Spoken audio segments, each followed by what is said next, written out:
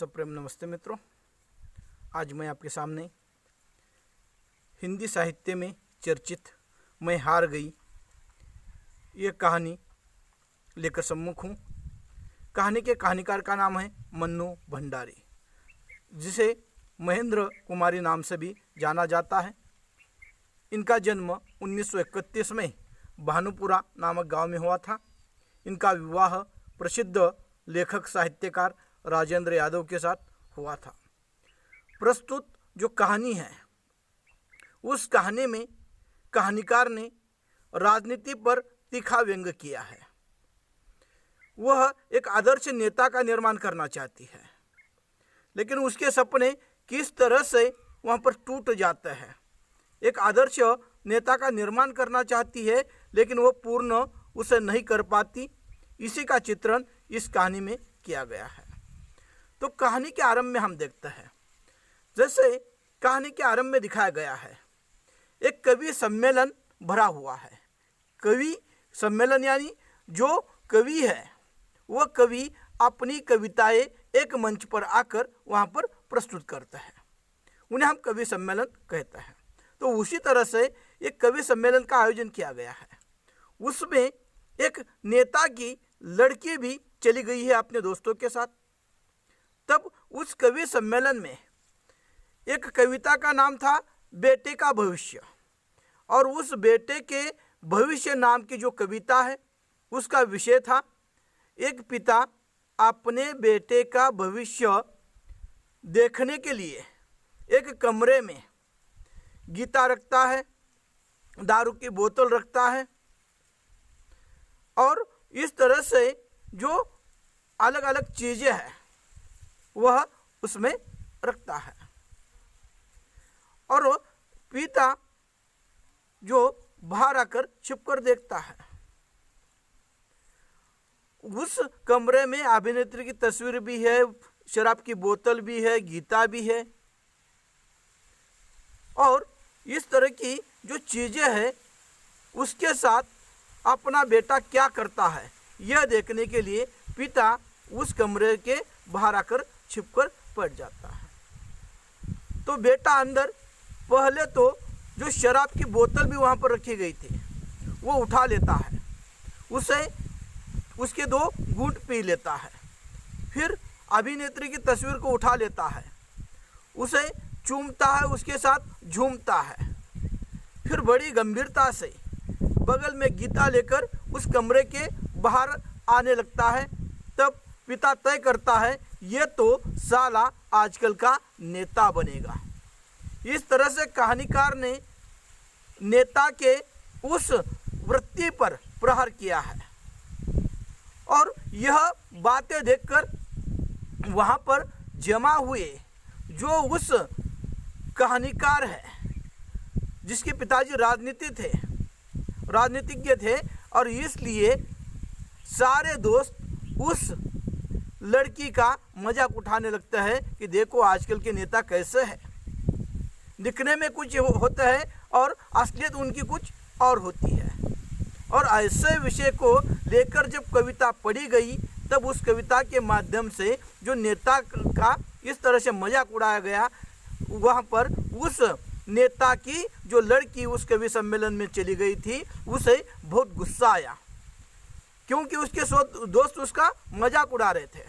दूसरा ये भी कारण था कि इस लड़की के पिता के प्रतिद्वंद्व में वहाँ पर जो लड़की चिढ़ा रहे थे उनके पिताजी खड़े हो गए थे, लेकिन वो हार गए थे। इसलिए भी वह जानबूझकर उस नेता की लड़की को वहाँ पर चिढ़ा रहे थे, और इसलिए उस नेता के लड़की को बहुत गुस्सा आया, क्योंकि उसके खुद के पिताजी राजनीति में थे, और इस तरह से एक राजनेता को अपमानित करना, उसके साथ मजाक करना, ये उस लड़की को अच्छा नहीं लगा। और इसलिए उसने तय किया कि मैं इस कविता में जिस तरह से कवि ने एक राजनीतिक नेता का मजाक उड़ाया है, उसी तरह से मैं साहित्य के माध्यम से ही, कहानी के माध्यम से ही उस कवि को जवाब दूंगी।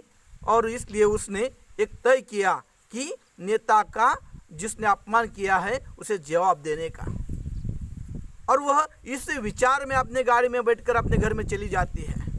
घर में चले जाने के बाद उसके घर के दीवारों पर अलग अलग राजनीति तथा बड़े बड़े जो विचारवंत है, जो बड़े बड़े वहाँ पर आदर्श नेता है, उनके तस्वीरें लगाई गई थी।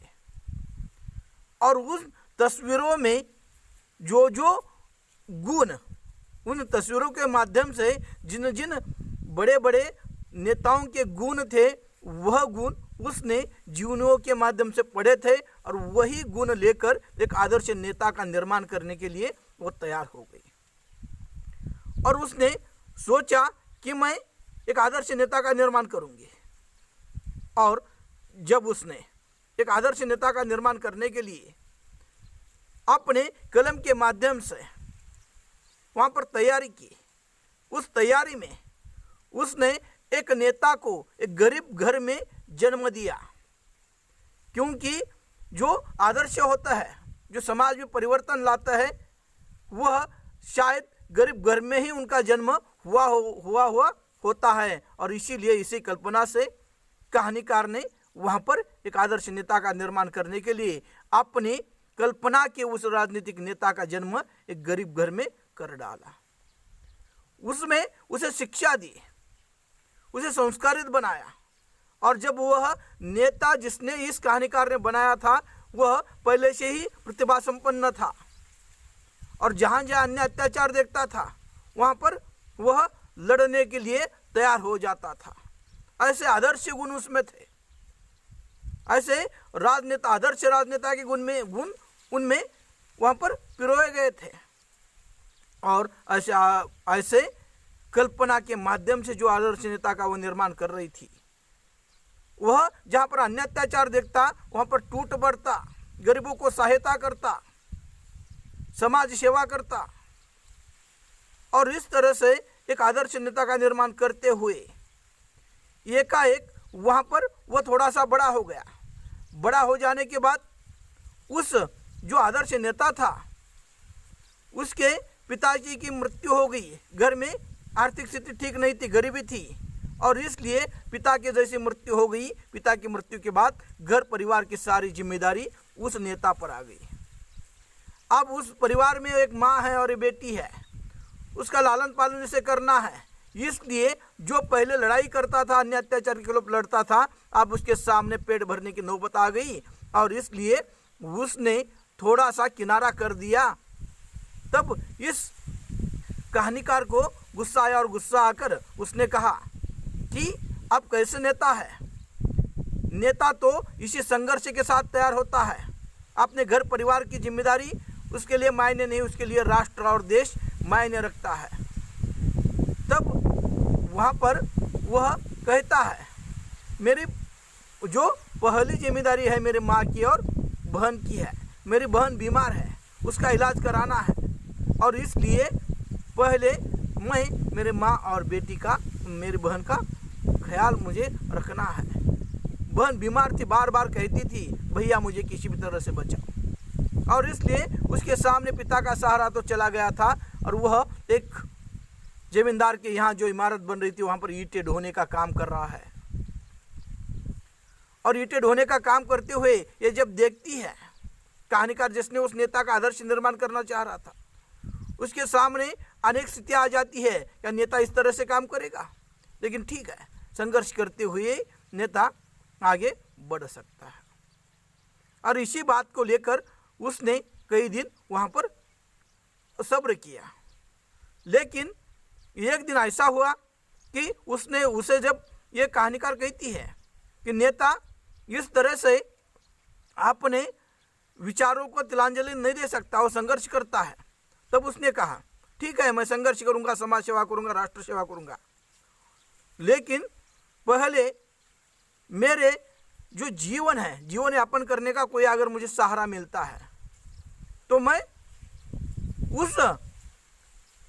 उसका सहारा लेकर मेरी निजी जो जीवन है उसे यापित करते करते मैं समाज सेवा करूंगा। इसलिए मेरा कहीं रोजी रोटी का प्रबंध कर दो, तुम्हारे पिताजी की वहाँ पर बड़ी बड़ी कंपनियां हैं, वो किसी कंपनी में मुझे वहाँ पर जॉब लगा दो।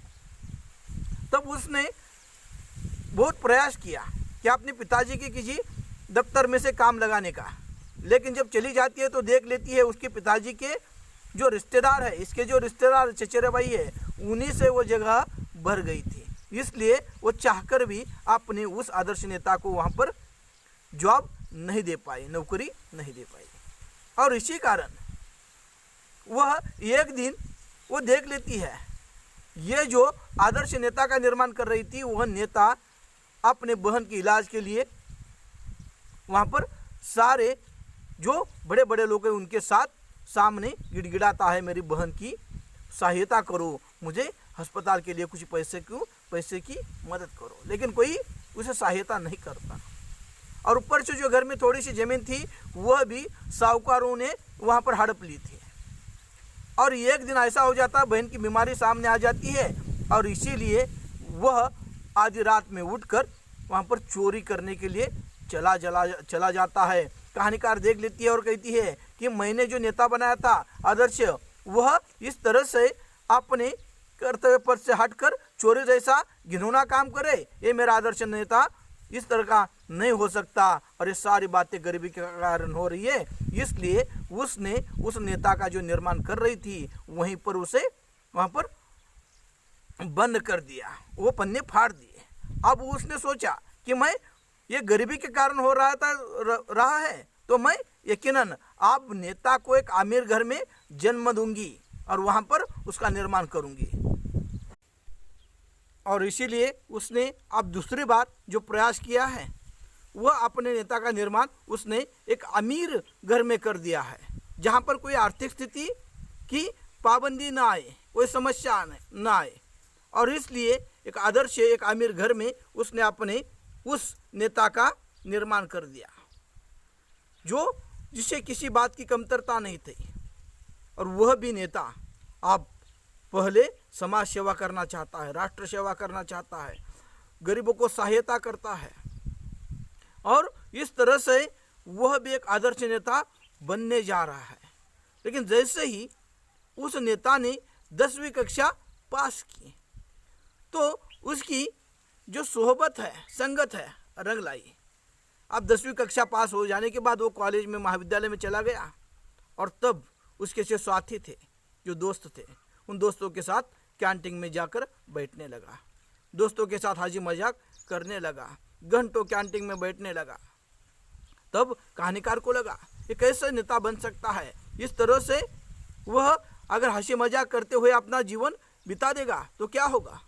और इसलिए उसने एक दिन उस नेता को देखा, नेता को समझाने का प्रयास किया, क्योंकि वह जो बड़े घर का नेता था जिसे कहानीकार ने एक आदर्श के रूप में देखा था, उसको एक दिन एक आधी रात में, रात के 9 बजे एक ऐसी जगह पर देख लिया जहाँ पर स्त्रियों का नाच गाना होता है। वहाँ पर अपने दोस्तों के साथ यह शराब पीकर जाकर खड़ा हुआ था। तब इस आदर्श नेता ने जाकर उसे कहा कि तुम इस तरह से नहीं कर सकते, लेकिन उसने कहा कि तुम्हारी जो नेतागिरी है मेरे कुछ काम की नहीं है, और नेतागिरी ये सब आयाशी करके भी वहाँ पर की जा सकती है, मेरे कुछ अपने विचार है, मेरा अपना कुछ जीवन है। और इस तरह से उसने कहानीकार को ही कहा कि ये छम्मक छल्लू तू यहाँ से निकल जा। और इतना ही नहीं, तो उसने आँख भी मारी कहानीकार को। तो यह देखकर उसके मन में एक वहाँ पर क्रोध आने लगा और उसे लगने लगा ठीक है, आज उम्र के इस पड़ाव में है, वो बाद में बदल जाएगा, क्योंकि गलतियाँ तो किससे भी हो सकती है। महात्मा गांधी ने भी बचपन में गलती की थी, लेकिन वह बाद में राष्ट्रपिता बन गए। उस तरह से मेरा नेता वहाँ पर बदल जाएगा। लेकिन वहाँ पर जो जिस तरह से वह कल्पना कर रही थी, वो नेता अपनी अय्याशी और इस तरह से जो शराब पीना और सारी ये बातें करते करते वो कहता है मुझे नेतागिरी के पिंजड़े में नहीं कैद होना है, मुझे मेरा अपना जीवन है और मैं मेरा अपना जीवन में आयश आराम करके भी नेतागिरी कर सकता हूँ। और इस तरह के उसके विचार वहाँ पर पाठकों के सामने वहाँ पर आ जाते हैं। यानी कहानीकार वहाँ पर एक तरफ से गरीब घर से के नेता बनाना चाहती थी, वहाँ पर वो गरीबी के कारण चोर बन गया। अब दूसरा, अमीर घर में से एक नेता बनाना चाहती है, लेकिन वो अय्याशी, शराब, इस तरह की जो बुरी आदतें होते हैं उसके कारण वहाँ पर एक निर्माण नहीं हो सका। और इस तरह की जो एक नेता की एक स्थितियाँ होती है, उसके कारण वो दूसरे नेता का भी निर्माण जो कर रही थी उसके भी पन्ने उसने फाड़ डाले हैं। और इस तरह से इस कहानी के माध्यम से कहानीकार कहती है कि वर्तमान में मैं एक आदर्श नेता निर्माण करने की जो प्रयास कर रही थी वहाँ पर मैं हार गई। तो कहानी के माध्यम से कहानीकार ने हमारे सामने राजनीतिक स्थिति के ऊपर व्यंग किया है। इसमें मन्नू भंडारी जी ने ये कहानी लिखी है। इसमें व्यक्तिगत कोई अपना मत हमारा नहीं होता, जो कहानीकार ने वहाँ पर विषय रखे हैं वही आपके सामने रखने का प्रयास कर रहा हूँ।